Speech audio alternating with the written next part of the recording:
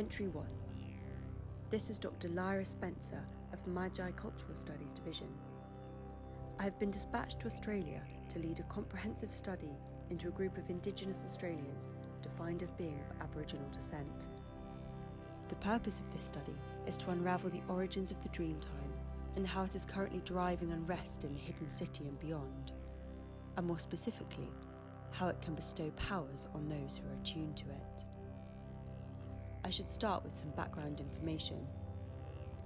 The study unofficially began at Magi headquarters in Shiraz with subject 1138, an Asrian woman who had exhibited the ability to create manifestations out of the Dreamtime itself. This ability is exceedingly rare, but is well documented within the Asrian community. It is a form of lucid dreaming, but one with a distinct characteristic. When both humans and Asrians go to sleep, they are actually visiting the Dreamtime. For the most part, this is perfectly harmless. The majority of people do not recollect their dreams, although females are more open to the Dreamtime than males.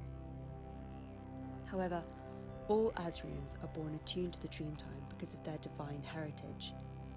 Thus, when an Asrian lucid dreams, they are not only aware they are dreaming, they can also manifest anything and anyone who appeared in their dreams into the waking world. These lucid dreamers are hence called dream-wakened. From 429 BCE to 424 BCE, the Magi went to war with the dream-wakened in an event known as the Manifestation Wars. It was fought in Persia and ended with the death of the Persian king Artaxerxes I. It also ended with the nullification when first Magus Zarathustra severed the world's connection to the Dreamtime at the direction of John Artemis. Subject 1138, mentioned earlier, is the last known dream-wakened in the world, and she has escaped Magi custody. Her whereabouts and motives are unclear, but there are reports that she may have fled to Israel and is aiding a dangerous cell of the Asrian underground. My job, which is of the utmost urgency, is to find a way to nullify her connection to the Dreamtime, or possibly create new dream-wakened to combat her. My study begins now, and it must begin with the people who created the Dreamtime in the first place, the Aboriginal people. The Aboriginal people are varied. They are not just one group. They in fact comprise hundreds of groups that have their own distinct set of languages, histories, and cultural traditions. My study is focused on one group in particular who claim to be the descendants of the dreaming ancestors, the architects of the Dreamtime. The specific tribe in question is called the Aranda, who lived in central Australia along the upper Finke River. The Aranda, like the rest of the Aboriginal people, arrived in Australia about 50,000 years ago, and it was the Aranda who introduced the concept of the Dreamtime, which they called Al-Chiringa, meaning the far distant past, at least according to my forebear, William Baldwin Spencer. He called the distant age the Dreamtimes, and thus the Dreamtime entered our popular usage, though later scholars would dispute William's translation of the word. I dispute it as well. In truth, the Dreamtime has a more elemental, all-encompassing meaning. It is more of an all-embracing concept that provides rules for living, morality, and the natural environment. It is a lived experience, a reality. In this way, it shares a commonality with the Teo from many East Asian cultures. But that lived experience is what sets it apart.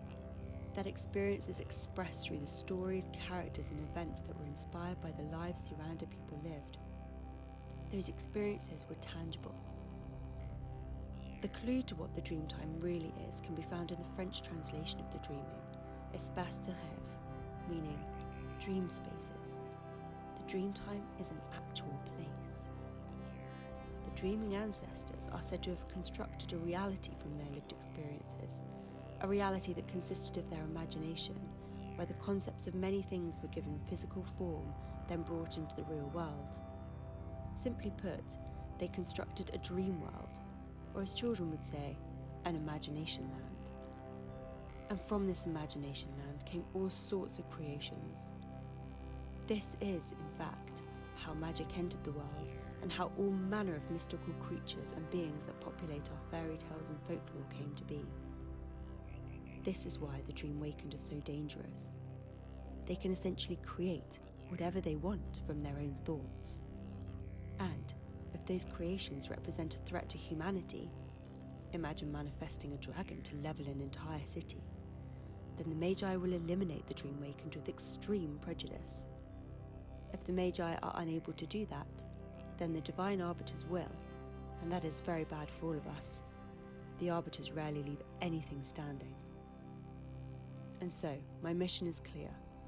I must do what my distant relative, William Spencer, was never able to do. Fully understand the Dreamtime and the Aboriginal people. My success may just save us from ruin and clear my family's name along the way. Maybe I can manifest a little good luck for myself.